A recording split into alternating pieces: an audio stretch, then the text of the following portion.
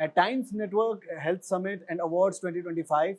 I am being joined by Dr. Pratibha Garg. She's a director of Swastik Maternity Center, Delhi, and senior consultant Ops and Gynae, Jaipur Golden Hospital. And thank you so much for speaking with us. I would like to start from a common man's perspective, does not have who does not come from a medical background. What is an HPV? HPV is a type of virus. Okay. It is called human papilloma virus. All right. And it leads to various types of the cancers. And most common cancer it causes is a cervical cancer, Okay. or the vaginal cancer, or the vulval cancer. Okay. Well, how does it spread, ma'am? HPV generally it spreads through the intimate contact through the sexual activity, but it can also spread through the intimate contact. And there are the different types of the HPV viruses. Approximately 200 types of HPV strains are there, and out of which few are the cancerogenic. Okay. 14 types of HPV strains, 16, 18, then 31, 33, 53, 58. These are the cancer causing strains of the HPV virus. Okay. Do we have a vaccine for that, ma'am? Yes, there are the three different types of the vaccines available for this, and initially it was one type of vaccine is only for the females in India, and there is also gender neutral vaccine in India, which is given to both the girls and the boys. Both are being vaccinated by these.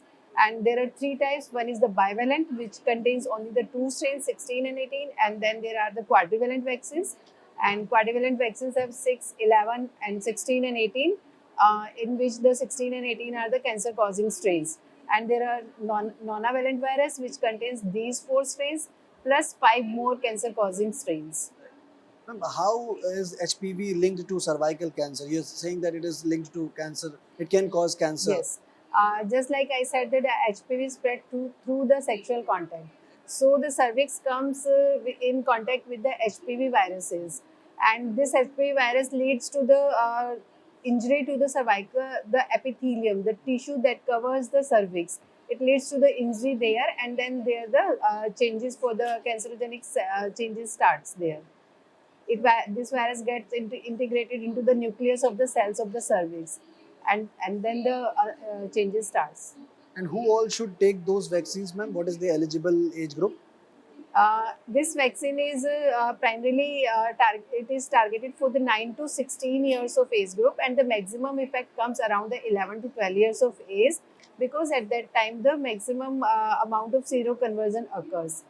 But catch-up, it can be given in the catch-up groups if they have not taken up to the 15 years of age. It can be given from 15 years to 26 years of age. And also the quadrivalent vaccine is also can be given from 27 years to the 45 years of females. And since we spoke of cervical cancer, our viewers would also like to know some of the prominent symptoms of cervical cancer. See, cervical cancer, it can be asymptomatic, means there are no patient is having no symptoms, just the patient has come for the routine checkup, and we are doing the screening test for the patient, which is the PAP test, and which should be get done by most of all of the patients. All of the female patients should be get done it at least twice in their lifetimes. Like the guideline says that it should be done every 5 years after the marriage. Every 5 years it should be repeated. But if it is not possible, at least 2 times it should be done at the age of 35 years and the 45 years of age. So, in many cases, there may not be any symptoms, but if the patient is having symptoms, so there may be the abnormal bleeding per vaginum, there can be discharge in the patient, there can be pain in the abdomen, and there can be the dyspareunia, that pain while physical relation can be there. Right. And how is this cervical cancer treated, ma'am? Cervical cancer.